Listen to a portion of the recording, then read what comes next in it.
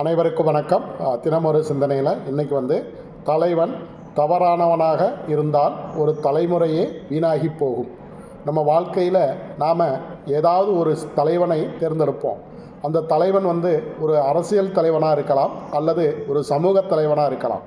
எந்த தலைவனாக இருந்தாலும் சரி, அந்த தலைவன் ஒரு உண்மையான தலைவனாக, ஒரு மக்கள் நலனின் அக்கறை கொண்ட தலைவனாக இருந்தால் அந்த தலைமுறையே மிகப்பெரிய முன்னேற்றத்தையும் மாற்றத்தையும் அடையும்.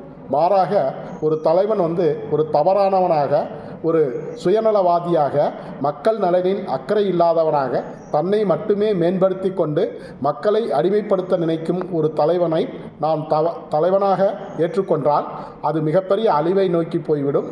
அது நமக்கு மட்டுமான அழிவு அல்ல, ஒரு தலைமுறைக்கான அழிவு. ஆகவே யார் தலைவன் என்பதில் நாம் தெளிவாக இருக்க வேண்டும். எல்லோரையும் தலைவனாக ஏற்றுக்கொள்ளும் மனப்பக்குவம் ஒழிய வேண்டும். நன்றி.